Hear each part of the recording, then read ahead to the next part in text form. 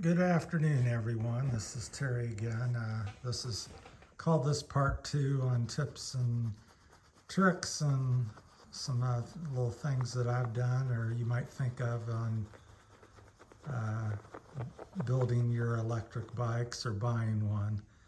So this is this afternoon. The first part was, we'll call this part two, was this morning. So we'll try to pick up where I left off. A little bit. So basically, as I was saying this morning, there's kind of three types of people or kits or things you're going to do. One, you're either going to purchase a bike that's ready to go, and it's a cat trike system, it's a ice trike system, it's some sort of system that the manufacturer has made for their bike, which a lot of them have offer something this day and age. And you're going to purchase that already installed, and you're going to ride with it. And as things you need service or want to get a part, you go back to them, and the parts should be more available. So that's kind of the benefit of doing that. Secondly, you're going to have like a cat trike here, for instance, and you're going to want to put a kit on it. So, and your choices are either go to cat trike and get what they're putting on their bikes and put that on there, and which works fine if that's what you're wanting to do, or you're going to go the custom route, which is the third choice, which is what I've done.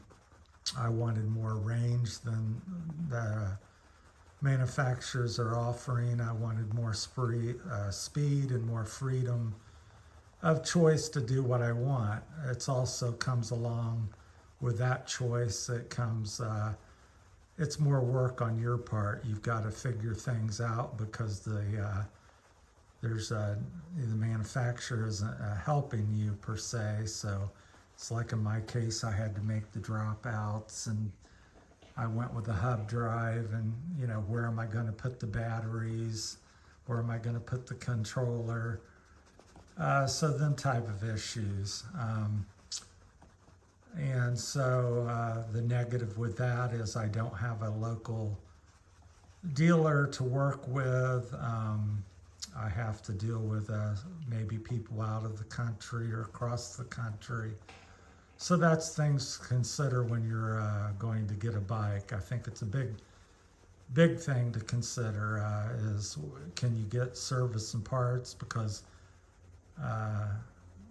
that's why I kind of have three bikes. So one's my wife's, the orange one, and the other two are mine. And if I can't get a battery, or I have an issue with the controller, or some doodad, the throttle. I've had one throttle go out, and a throttle on my friend's wife's bikes went out.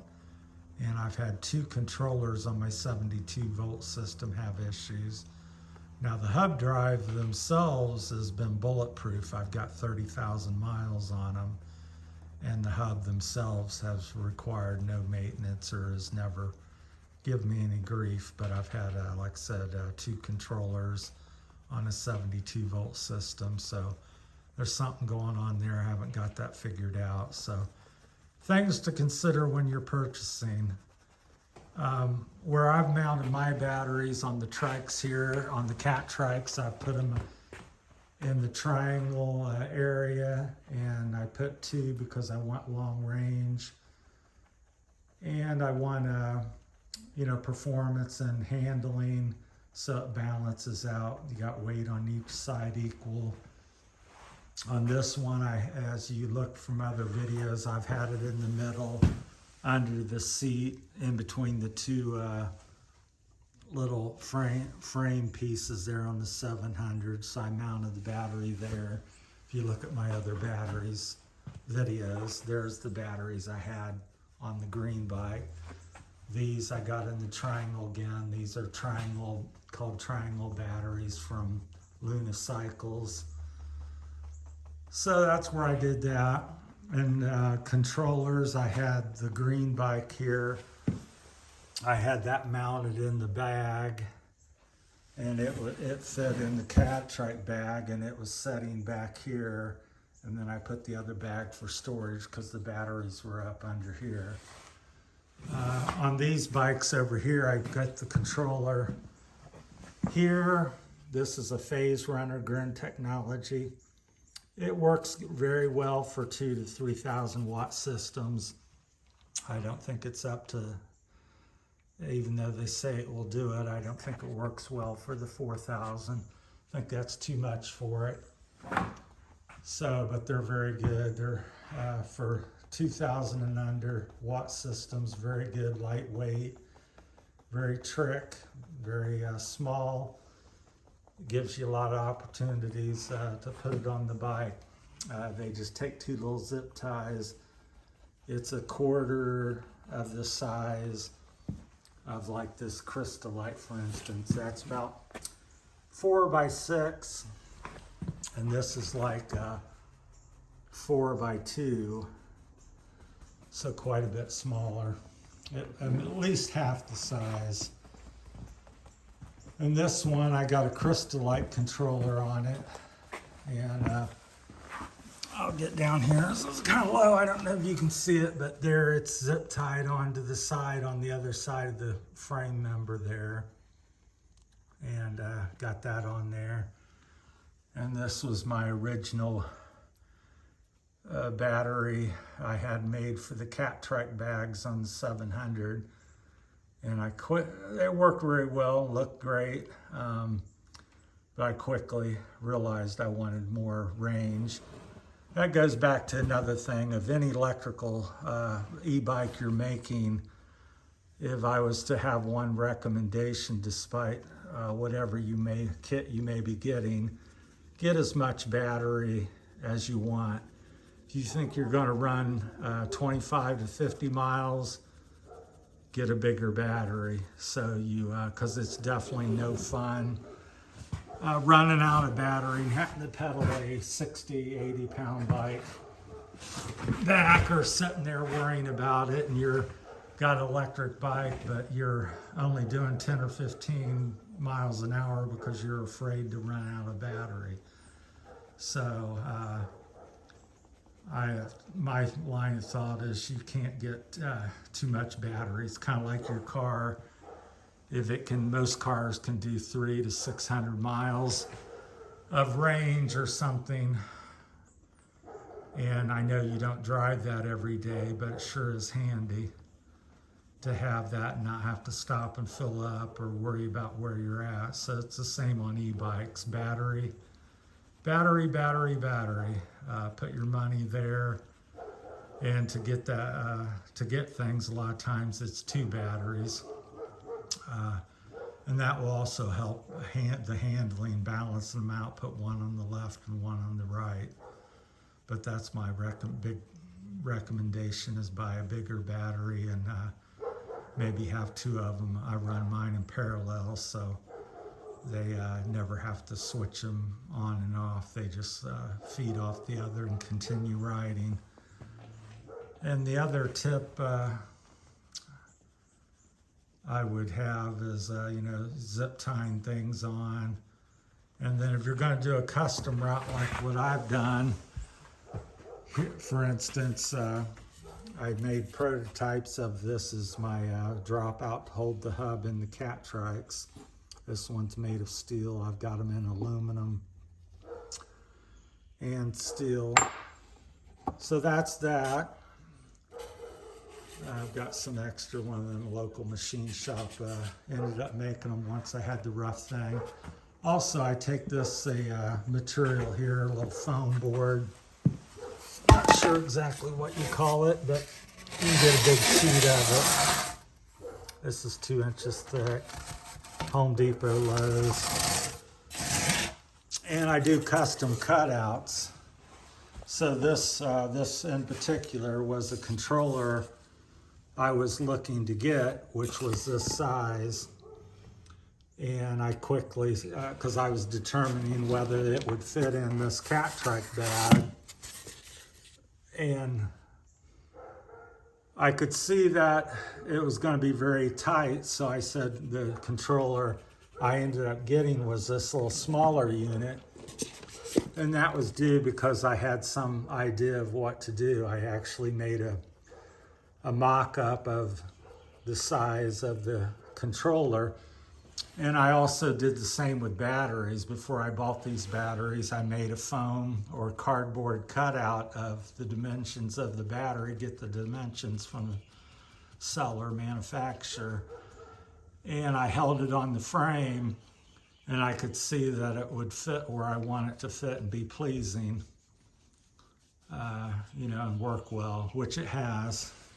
So that's little tips. Make you some cardboard or foam cutouts of all your parts you're going to mount for your bike, and that will be a great help to you. And then you can kind of visualize and tape them on and see exactly where you want to mount them. So on this, I got, like I said, the batteries in the bags left and right. I got mine are all throttle based. You can get torque and different sensors. And my advice on all these things, as you get more and more devices, gauges, and features, brake, what do they call it, regenerative braking, it adds complication and cost to things. It's like on this Crystalite controller, on the way I run it, I'll lay it down so you can see it better. But all the wires I use are right there. So what is that? There's 4 wires, 5 wires. There's a little one, well, 6. Let me count them out here. That's the throttle. So 3, 1, 2, 3, 6 wires is what I used my system. So now if I have a problem, that's fairly easy to track down because you got 6 wires. Now here in the purple, I bundled them up, are the ones I don't use, and there's 4 of them. That's for your, or 5, I got 5 of them, pardon. I got the controller display. I got brake cutoffs. I'm not sure what each one is, but I have 5 that I don't use on this Crystalite. And the Gren Technology even uses less. They don't have hardly any of that. Now maybe that can be provided and plugged into it, but the ones I have very few wires. So it keeps it simple and less problems of breaking down. Anytime you have a lot of features, that just opens the door to more downtime on your bike and more trying to figure out what's wrong with it. So my system has as few wires as possible. Makes it look clean, and it's very simple to diagnose and quickly find out what the problem is. It's very modular as well. So a lot of the mid drives have everything built into the motor. So if something goes down, some ratcheting pawls or a gear or a belt or whatever may be in there, the parts of the controller, you have to tear apart the motor or some part of the motor, disassemble it or take it off the bike to figure these things out. And where mine, it's a, is it an issue with the motor? Well, it's there. Is it the controller? Well, it's there. Is it the throttle? It's up there. So I have 3 parts, they're separated, and I really like that. I think it makes it easy to work on. It's either the motor, controller, battery, I guess 4 parts, the batteries. So you can quickly diagnose that. I have 4 parts: batteries, motor, throttle, and controller. That's all I'm running on my bike. So hopefully this information's helped you out a little bit. It's the purpose of my videos is to share stuff and with you all, and then also learn from you guys as well as you guys. So feel free to make some comments, and give me a little feedback, and of course, like and subscribe and all that good stuff doesn't hurt either. And I appreciate that so much. So that's my time, and this is part 2, and hopefully this has been helpful. If you have any questions, let me know. Thanks for watching, and have a great week.